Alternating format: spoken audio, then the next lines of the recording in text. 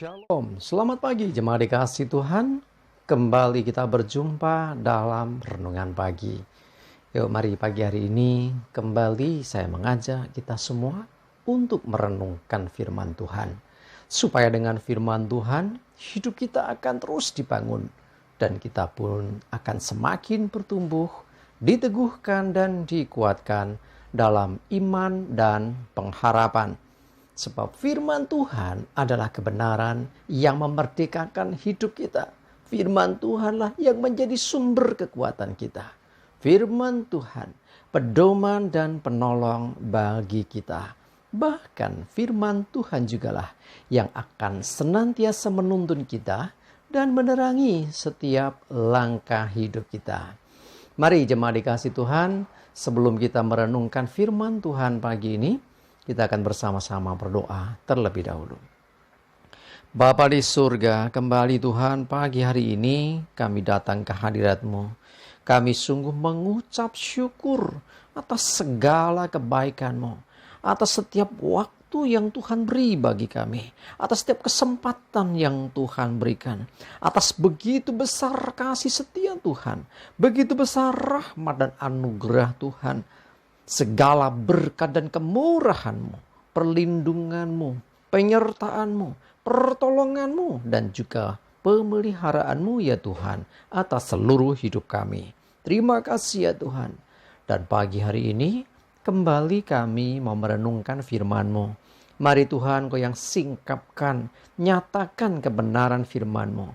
Dan Roh Kudus urapi kami semua ya Tuhan. Sehingga kami bisa menangkap setiap pesan Tuhan. Mengerti akan firman-Mu. Dan juga melakukan apa yang menjadi kehendak-Mu di dalam hidup kami. Terima kasih ya Tuhan. Dalam nama Tuhan Yesus kami bersyukur dan berdoa. Amin. Mari jemaat dikasih Tuhan, kita akan sama-sama buka Alkitab kita. Renungan pagi hari ini saya ambilkan dari Lukas 22 ayat 42. Saya bacakan. Ya Bapakku, jikalau engkau mau, ambillah cawan ini daripadaku. Tetapi bukanlah kehendakku, melainkan kehendak-Mu lah yang terjadi. Ya, kita tahu semua bahwa ini terjadi ketika Tuhan Yesus berdoa di Taman Getsemani.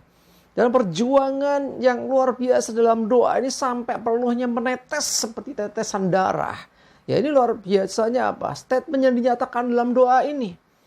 Jika engkau mau ya Bapa, ambil cawan ini. Ini cawan apa? Cawan murka Allah. Bicara tentang penghukuman yang akan Yesus alami. Sekiranya mungkin ya, biarlah ini berlalu. Bilang mungkin tidak usah aku minum cawan ini gitu loh. Ya, bahasa sederhananya. Tetapi yang berikutnya ini yang luar biasa. Tetapi bukanlah kehendakku, melainkan kehendak-Mu yang terjadi. Nah ini pelajaran berharga buat kita. Seringkali dalam kehidupan kita memaksakan kehendak kita. Aku mau begini, aku mau begitu.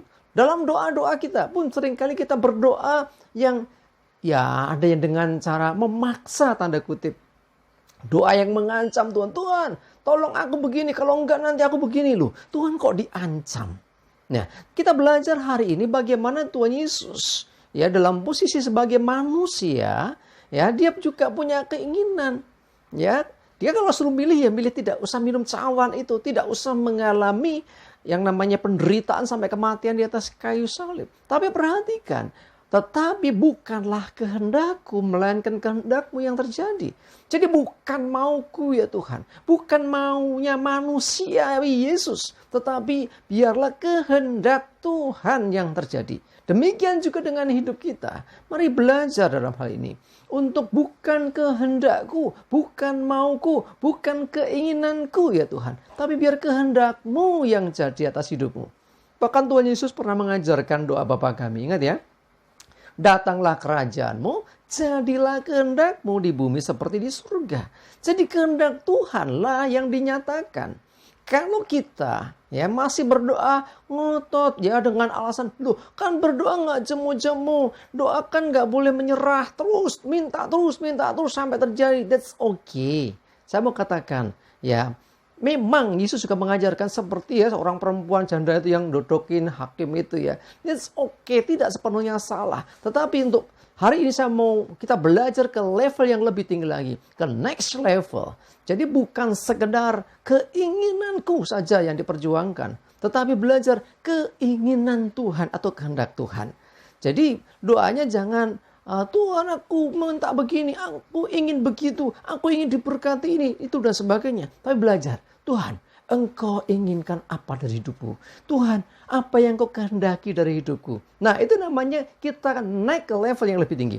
Naik ke level yang lebih lagi. Sehingga apa? Kita belajar mengerti kehendak Tuhan, menghidupi kehendak Tuhan, melakukan kehendak Tuhan. Dengan demikian maka kita akan masuk yang namanya hidup dalam perkenanan Tuhan. Memang tidak mudah karena kita manusia mesti banyak keinginan, ya pengen banyak hal lah ya. Tetapi mari belajar juga bahwa Tuhan juga punya rancangan, Tuhan punya kehendak. Nah pertanyaannya, manakah yang kita mau utamakan? Keinginan kita sendiri ataukah kehendak Tuhan? Kalau kita mau kehendak Tuhan, walaupun kadang-kadang begini, kehendak Tuhan tidak selalu mudah, kehendak Tuhan tidak selalu nyaman. Tetapi saya percaya bahwa kehendak Tuhan pasti baik. Contoh Yesus, dia mengalami hal yang tidak mudah. Dia menderita, disalibkan, mati. Ya kan gak mudah. Hal yang tidak enak, tidak nyaman, tapi baik. Ya karena apa? Melalui pengorbanannya, umat manusia diselamatkan. Bahkan setelah itu Yesus dipermuliakan. Jemaat dikasih Tuhan, kalau Tuhan menyatakan kehendaknya, percayalah bahwa kehendaknya itu baik bagi kita, baik bagi dunia, baik bagi banyak orang. Karena itu, mari kejar apa yang menjadi kehendak Tuhan. Bukan kehendakku, bukan keinginan kita sendiri lagi. Tapi belajar menaruh keinginan dan kehendak kita di bawah kehendak Tuhan. Sehingga kita berani berkata, datanglah kerajaanmu, jadilah kehendakmu di bumi seperti di surga. Bukan kehendakku lagi. Dengan demikian, kita akan menjadi orang-orang yang semakin dikenan Tuhan. Karena apa yang kita lakukan, apa yang kita kerjakan, bahkan yang kita doakan dan yang kita perjuangkan, ya, itu adalah hal-hal yang dikehendaki Tuhan. Amin, kita berdoa. Tuhan terima kasih, kami bersyukur, biarlah kami belajar hari ini tentang kehendak Tuhan yang boleh dinyatakan dan terjadi. Kami mau percaya bahwa kehendak Tuhan baik, sekalipun kadang kami memandang itu tidak baik menurut pandangan kami. Tapi kami mau percaya di balik yang tidak baik sekalipun, kami percaya Engkau sedang merancangkan yang baik bagi hidup kami. Biarlah Roh Kudus yang menolong kami lebih lagi bisa mengerti akan kebenaran ini dan jadikan kami pelaku firman-Mu. Terima kasih ya Tuhan. Kami juga menyerahkan hari ini hidup kami dan segala aktivitas kami. Mohon pimpinan penyertaan Tuhan. Jauhkan celaka mara bahaya dan biar damai sejahtera dan berkat-Mu ya Tuhan menyertai kami semua. Dalam nama Tuhan Yesus kami bersyukur dan berdoa. Amin. Mari jemaat dikasih Tuhan. Yuk tetap semangat terus. Maju terus dalam iman dan pengharapan. Selamat beraktivitas. Tuhan Yesus memberkati kita semua. Amin.